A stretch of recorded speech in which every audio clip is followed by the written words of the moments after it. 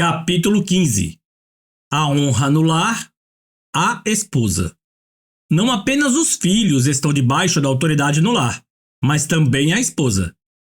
Em um capítulo anterior, falamos sobre a importância da esposa honrar seu marido. Mais uma vez, assim como acontece com os filhos, o inverso também é verdadeiro. Honre sua esposa. Pedro disse: Maridos, vós igualmente vivei a vida comum do lar, com discernimento e tendo consideração para com a vossa mulher como a parte mais frágil. 1 Pedro capítulo 3, versículo 7. Pedro declara especificamente que as esposas devem ser honradas. Alguns homens interpretam esse versículo como a mulher estando abaixo do marido no que diz respeito às coisas espirituais. Na verdade, a parte mais frágil não significa que a esposa está abaixo de você. Significa que ela não pode levantar pesos na mesma medida que você. A força física da mulher comum é inferior à do homem comum. A Bíblia Amplificada registra este versículo, honrando a mulher como fisicamente mais fraca. Veja as palavras de Pedro na versão Tradução Nova Vida. Do mesmo modo, vocês, maridos, devem honrar suas esposas, tratando-nas com compreensão enquanto vivem juntos. Elas podem ser mais fracas do que vocês, mas são suas parceiras em condições de igualdade no dom de Deus, que é a vida eterna. Se vocês não as tratarem como devem, suas orações não serão ouvidas. Somos parceiros em igualdade, co-herdeiros da herança da graça. No entanto, na parte final deste versículo, vemos uma declaração surpreendente e notável que tem a ver com a oração atendida. Se o marido desonra sua esposa, suas orações não serão ouvidas. Uau, isto é sério! Esta seria uma vida miserável para qualquer pessoa. Pense nisto. A sala do trono não ouvirá suas orações. Suas palavras nem mesmo atingirão os ouvidos de Deus se você desonrar sua esposa. Isso é o suficiente para chamar toda a minha atenção. Isso requer uma reflexão considerável da nossa parte como maridos. A boa notícia é que o oposto também é verdade. Se você honrar sua esposa, você terá confiança quando estiver em oração diante do Senhor. Quero parar um instante e falar diretamente a vocês, maridos. Vocês tratam suas esposas como preciosas? Vocês ouvem suas palavras ou as evitam, pensando consigo mesmo: ela é apenas uma fêmea emocional. Eu aprendi esta lição de forma difícil. No início do nosso casamento, eu desprezava os conselhos de minha esposa. Entretanto, com o tempo, percebi que ela frequentemente dizia coisas que por fim viriam a provar ser a sabedoria de Deus. Eu me via como sendo o mais espiritual. Como eu estava errado. Depois que Lisa provou com precisão que estava certa em diversas ocasiões relacionadas às várias áreas, levei este assunto a Deus em oração. Protestei. Deus, eu oro às vezes durante 2 horas por dia. Ela ora talvez por 10 ou 15 minutos. E muitas vezes essas orações são feitas no chuveiro. Eu também estava errado a esse respeito. Minha esposa vive uma vida de oração e tem comunhão regularmente com Deus em seu dia a dia. Algo que aprendi a fazer mais tarde. Continuei. Por que ela está certa com tanta frequência com relação às questões importantes e eu estou errado? A resposta do Senhor foi imediata. Filho, desenhe um círculo em um pedaço de papel. Eu o fiz. Agora marque com um X todo o interior do círculo. Fiz isso também. Ele prosseguiu. Agora desenhe uma linha bem no meio do círculo, criando assim 2 metades. Você perceberá que aproximadamente 50% dos X estão em uma metade do círculo e o restante está na outra metade. Concordei. Então o Senhor disse: os X representam a minha sabedoria e conselho. As informações que você precisa para tomar decisões sábias. O círculo é 1, mas está dividido em 2 metades. Você é uma metade e Lisa é a outra. Vocês são uma só carne, representando o ciclo completo, embora ainda sejam indivíduos representados por cada metade do círculo. Mas o círculo não está completo se você olhar apenas para a sua metade. Ele prosseguiu. Você perceberá que metade da sabedoria e do conselho encontram-se do lado de Lisa, e a outra metade encontra-se do seu lado. Você tem tomado todas as suas decisões de família com base na metade da informação que precisa de mim, apenas as que estão do seu lado. Você não tem observado as minhas informações que estão do lado dela. Eu lhe darei informações necessárias e darei a ela informações necessárias. Como um líder sábio, você deve aprender a extrair de Lisa aquilo que eu mostro a ela e discutirem o assunto juntos antes de tomar uma decisão final como líder da casa. Aquele encontro com Deus mudou totalmente minha vida de casado. Compreendi então que, quando eu era um homem solteiro, eu era um círculo completo. E agora, como um homem casado, sendo uma só carne com minha esposa, eu não podia mais viver como vivia enquanto era solteiro. O vaso mais frágil. Veja novamente as palavras de Pedro. Maridos, vós igualmente vivei a vida comum do lar, com discernimento, e tendo consideração para com a vossa mulher como a parte mais frágil. Tratai-a com dignidade, pois sois justamente herdeiros da mesma graça da vida, para que não se interrompam as vossas orações. Devemos viver com nossas esposas com entendimento. A palavra de Deus, a minha em oração, que acabo de compartilhar, deu-me o entendimento necessário para viver com êxito com minha esposa. Há tanto discernimento que você ainda precisa adquirir com a palavra de Deus sobre como viver com êxito em seu casamento. Muitos divórcios poderiam ser evitados se os homens simplesmente dedicassem tempo para buscar entender como as mulheres são diferentes deles. Se pegarmos o masculino e o feminino e os unirmos, teremos o reflexo completo da imagem de Deus. Ah, sim, é verdade. Você não pode ver a natureza de Deus apenas no homem ou apenas na mulher. Como sabemos disso? As Escrituras nos dizem que criou Deus, pois, o homem, a humanidade ou seres humanos, à sua imagem. A imagem de Deus o criou. Homem e mulher os criou. Gênesis capítulo 1, versículo 27. Deus o criou à sua imagem, mas o refere-se ao homem e mulher. As Escrituras mencionam especificamente que é necessário o homem e a mulher para termos uma representação da humanidade, e a humanidade é criada à imagem de Deus. Por esse motivo, Paulo declara: todavia, nem o homem é independente da mulher, nem a mulher é independente do homem. 1 Coríntios 11:11. Voltando às palavras de Pedro, vemos que ele diz que o homem deve honrar sua esposa de duas maneiras. Primeiramente, como a parte mais frágil, e em segundo lugar, como co-herdeira da graça da vida. Vamos tratar brevemente do primeiro aspecto. Devemos honrar nossas esposas como a parte mais frágil. Isso quer dizer que devemos tratá-las como damas. Os homens são fortes e devemos usar a nossa força para proteger nossas esposas. Essa instrução também se aplicaria às coisas simples, como abrir portas para elas, puxar a cadeira no restaurante antes que elas se sentem, protegê-las de pessoas rudes e daí por diante. Uma vez que o marido é o cabeça do lar, devemos dar preferência às nossas esposas. Isso significa que se você só tem o dinheiro suficiente para comprar uma roupa nova para uma ocasião especial, demonstre que você a valoriza, insistindo para que ela compre uma roupa nova para ela e não para si mesmo. Ao escolher um local para passar as férias, se ela quiser ir para um lugar e você para outro, opte pela escolha dela. No reino, liderar é servir e não dominar. Como marido, o único momento em que suas decisões devem se impor ao desejo de sua esposa é quando você estiver certo de que aquela é a melhor opção para ela, para a família ou para o reino de Deus. Do contrário, prefira sempre os desejos dela aos seus. Esta foi uma das razões pelas quais você foi colocado como líder sobre ela, para dar a sua vida por ela. Isto é honrar sua esposa, e você será abençoado e recompensado, e suas orações não serão impedidas. Co-herdeiras. De acordo com Pedro, o outro motivo específico pelo qual devemos honrar nossas esposas é porque elas são co-herdeiras da graça da vida. Isso significa que elas são iguais em sua posição diante de Deus. Você não goza de qualquer vantagem perante Deus por ser homem.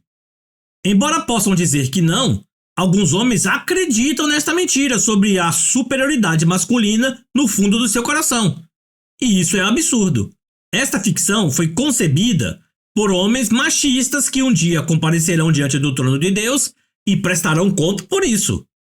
Tornou-se óbvio para mim, em quase 20 anos de ministério itinerante, juntamente com o estudo das Escrituras, que o favor de Deus é retido naquelas famílias ou igrejas que veem a mulher como espiritualmente inferior ao homem.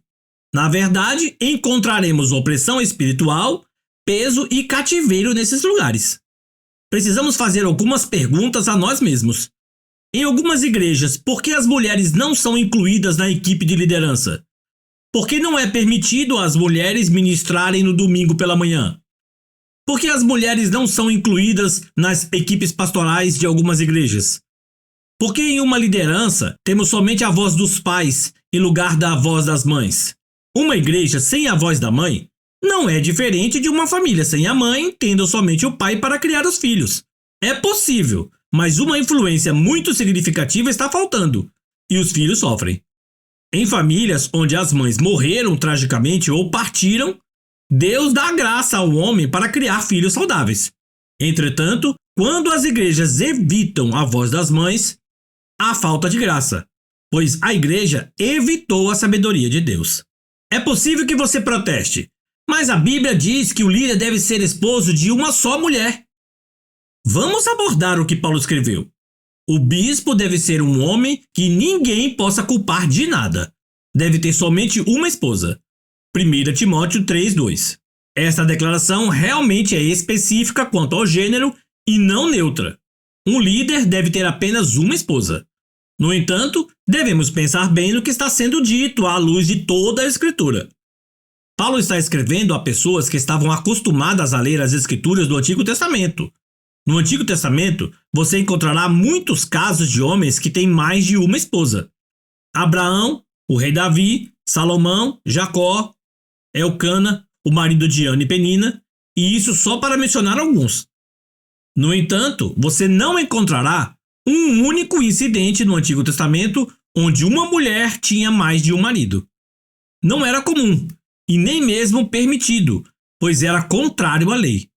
Então por que Paulo escreveria que uma mulher deve ter apenas um marido para ser líder da igreja? Não seria necessário. Você pode achar que estou exagerando. No entanto, se nos ativermos de uma forma restrita a essas palavras, então teríamos de excluir os homens solteiros das posições de liderança da igreja, pois eles também não são maridos de uma só mulher. Se este for o caso, Paulo teria excluído a si mesmo da posição de líder da igreja, o que é ridículo. Alguns de nós temos tido uma visão muito limitada nesta área. Não se trata do gênero, trata-se do chamado e do dom de Deus na vida de uma pessoa. Os homens que desencorajam suas esposas ou as mulheres de sua igreja de ministrarem nas áreas do seu chamado fecharam enormemente as janelas do céu sobre seus lares e ministérios. Sim, podem haver áreas de bênçãos, mas a bênção completa do céu estará em falta. O corpo de Cristo tem sido aleijado devido à desonra demonstrada para com as mulheres. Entretanto, a boa notícia é esta: as coisas não vão permanecer assim, pois o profeta Joel e o apóstolo Pedro ambos previram pelo Espírito de Deus a restauração das mulheres ao ministério nos últimos dias da igreja. Esses homens declararam: é isto que vou fazer nos últimos dias, diz Deus. Derramarei o meu espírito sobre todas as pessoas. Os filhos e as filhas de vocês anunciarão a minha mensagem. Os moços terão visões e os velhos sonharão. Sim, eu derramarei o meu espírito sobre os meus servos e as minhas servas, e naqueles dias eles também anunciarão a minha mensagem. Atos capítulo 2, versículos 17 e 18. Observe que tanto os homens quanto as mulheres proclamarão a palavra de Deus. Isso também é profetizado pelo salmista. O Senhor deu a palavra. Grande é a falange das mensageiras das boas novas. Salmo 68:11. Quem especificamente são aqueles que proclamam a palavra de Deus? Precisamos recorrer a outras versões para encontrar a resposta. O Senhor dá a palavra De poder, as mulheres que levam e publicam as novas. São um grande exército. Salmo 68:11. Não é nos homens e mulheres que o salmista está focando, mas especificamente nas mulheres. Deixe-me compartilhar com vocês outra versão. O Senhor deu uma ordem e muitas mulheres levaram esta notícia. E novamente, o Senhor anuncia vitória e multidões de mulheres proclamam as felizes notícias. As mulheres devem proclamar a palavra de Deus, e não somente a outras mulheres, mas também aos homens. Vemos esta verdade confirmada em Jesus. Não é interessante que a primeira evangelista tenha sido Maria Madalena? O próprio Jesus foi quem a enviou.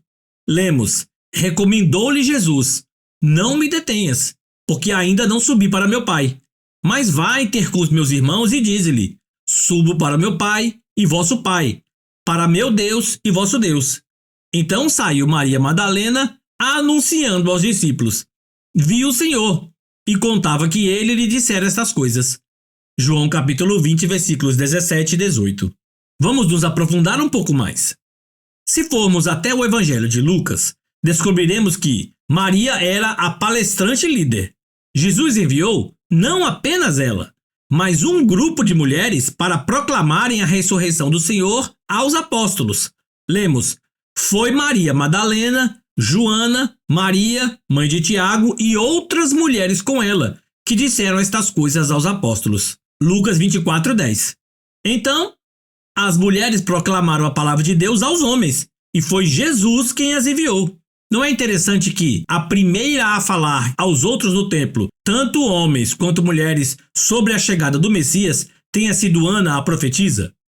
Simeão foi o primeiro a falar a José e Maria. Porém, a primeira a falar às multidões no templo foi Ana. Lemos: e, chegando naquela hora, dava graças a Deus e falava a respeito do menino a todos os que esperavam a redenção de Jerusalém. Lucas 2:38. Não é interessante que Filipe tivesse 4 filhas que declaravam a palavra de Deus?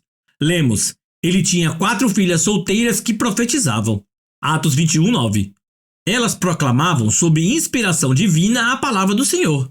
Como podemos cumprir a grande comissão se mais da metade do corpo de Cristo não está sendo honrada para cumprir o seu chamado? Quando os homens alimentarem o chamado de Deus na vida de suas esposas, eles receberão uma grande recompensa. Tenho visto isso em minha própria vida. Nota: existem 2 passagens no Novo Testamento que superficialmente parecem contradizer o que escrevi. Mais uma vez, essas passagens das Escrituras precisam ser estudadas para que saibamos qual a intenção do que foi escrito, e o propósito deste livro não é aprofundar este tema. Entretanto, existem recursos excelentes escritos por líderes de renome que estudaram estes versículos profundamente. Entre eles o livro Why Not Woman? Por que não as mulheres? De Lauren Cunningham e David Joel Hamilton.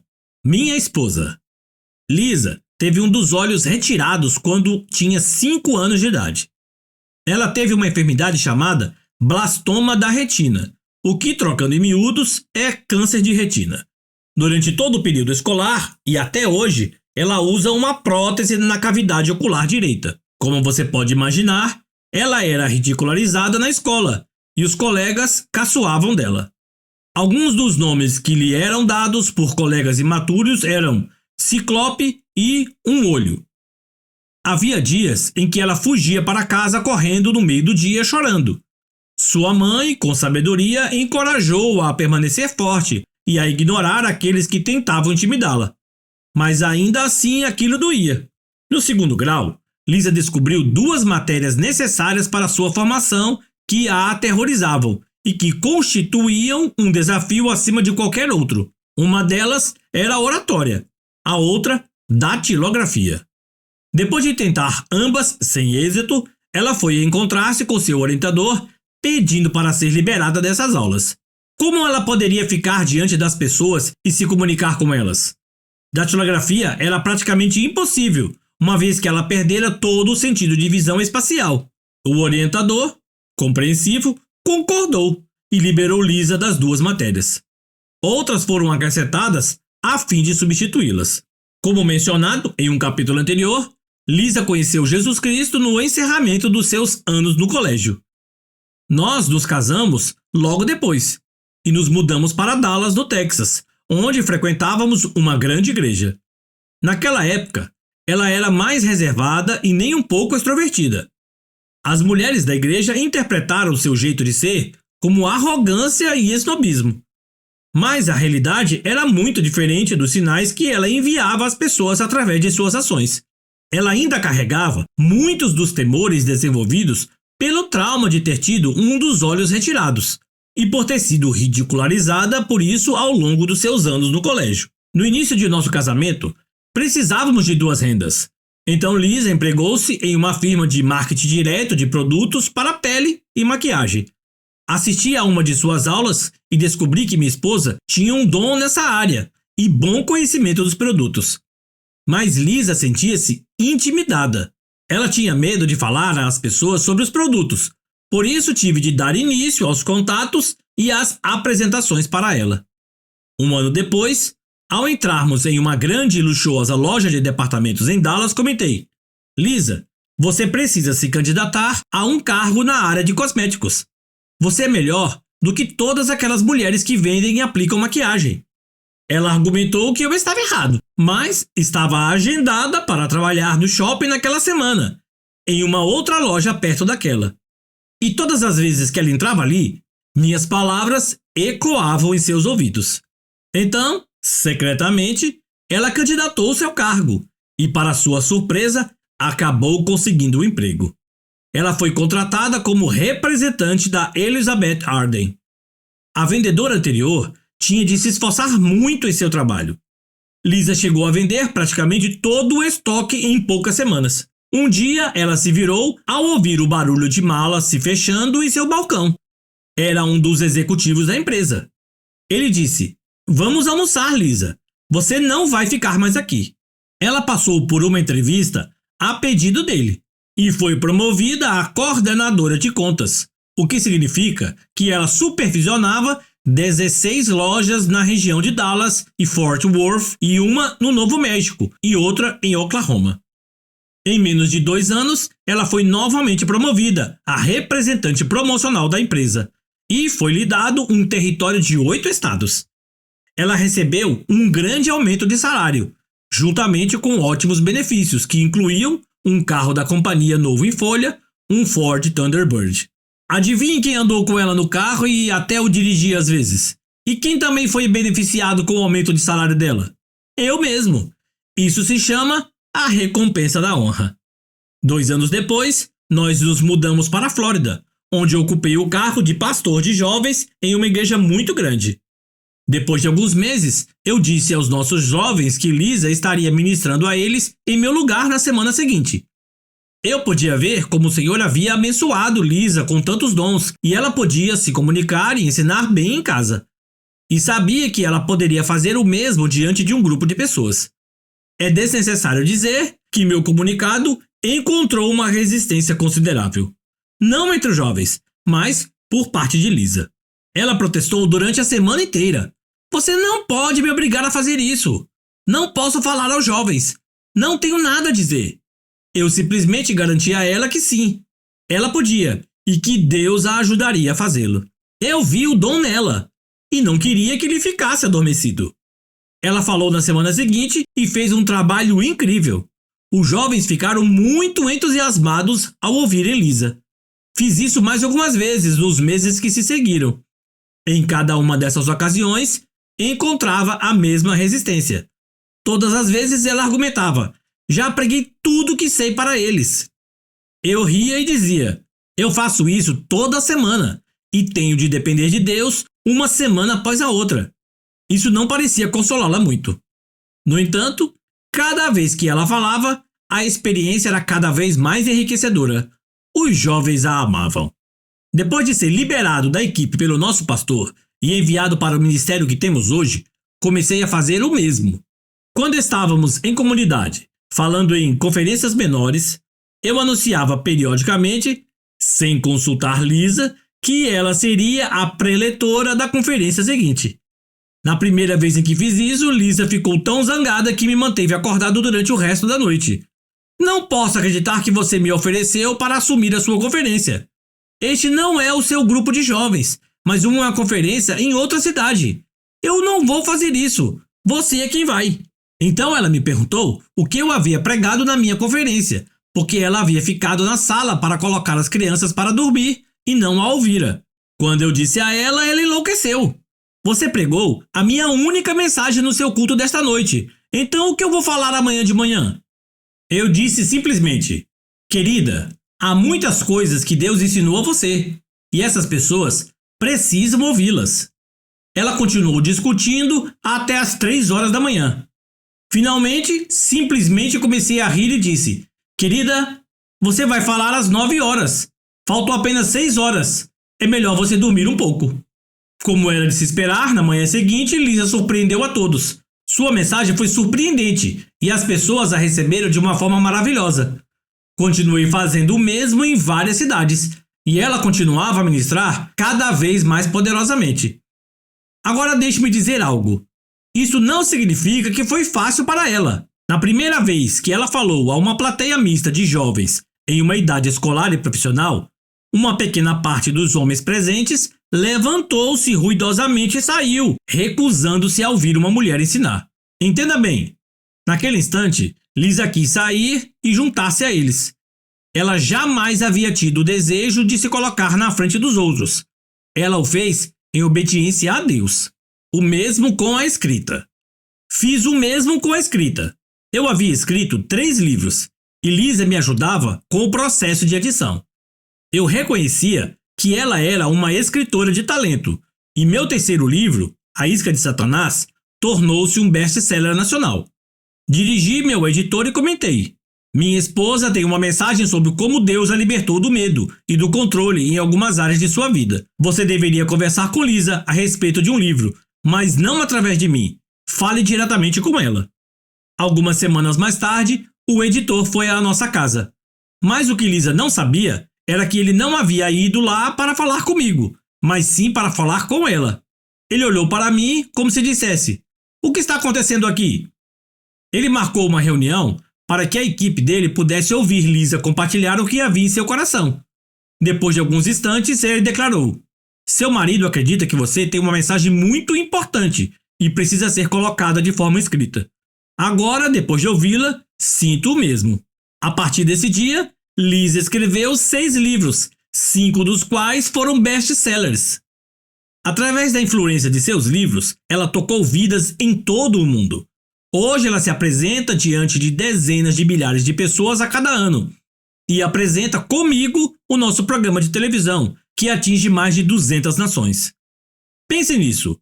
Essa é uma mulher que optou por ser liberada das aulas de oratória e datilografia. O que ela faz agora regularmente? Fala a milhares de pessoas em uma plataforma, pela televisão e por outros meios. E digita livros. E como ela faz isso? Ela encarou o seu medo pelo poder da graça de Deus. Por causa da persuasão de seu esposo, que reconheceu e honrou o dom de Deus em sua filha, muitas vidas foram abençoadas. Então, o que aconteceria se todos os maridos na igreja começassem a honrar suas esposas? Qual foi a minha recompensa por honrar minha esposa? Foram tantas que seria impossível registrar todas elas. A vida de Lisa floresceu em todos os níveis, e não apenas no ministério. Quando uma pessoa se liberta, ela é verdadeiramente livre. Assim como achei que a graça de Deus abriria as portas para Lisa, agora o seu dom tem feito o mesmo por mim. Muitas portas expressivas foram abertas para mim em todo o mundo por causa de Lisa. Fui convidado a ir a uma série de lugares onde os líderes diziam: sua esposa tocou a vida de nossas mulheres tão profundamente que tivemos de convidá-lo também. Outra recompensa foi o fato de que vivo como uma mulher realizada. Quando alguém não está vivendo dentro do chamado de Deus para a sua vida, esse alguém carrega um peso em seu coração por não estar expressando aquilo que Deus o criou para fazer. Ficam sobrecarregadas e sentem-se pesadas. No entanto, quando você está no centro da vontade de Deus, Jesus diz que o seu fardo é leve. Mateus 11, 28 a 30. há alegria em trabalharmos com ele. Muito embora os ataques sejam maiores e mais frequentes, é mais fácil andar no plano de Deus. Minha mulher tem sido muito mais feliz e entusiasmada como filha de Deus, esposa, mãe e ministra do Evangelho. Se um desses elementos estivesse faltando, as outras áreas sofreriam. Ela tem tido o cuidado de manter suas prioridades em ordem. Nossa família vem antes do trabalho e do ministério. E tem havido uma graça impressionante por parte da família no sentido de liberá-la para viajar e cumprir seu chamado.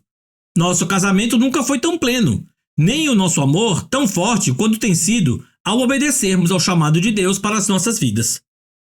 Outra recompensa que acredito ser a maior são centenas de milhares de vidas sendo impactadas por toda a eternidade como resultado das ministrações da Palavra de Deus feitas por Lisa. Um dia teremos o privilégio de ver a magnitude dos efeitos de longo alcance do seu trabalho junto ao trono de Deus.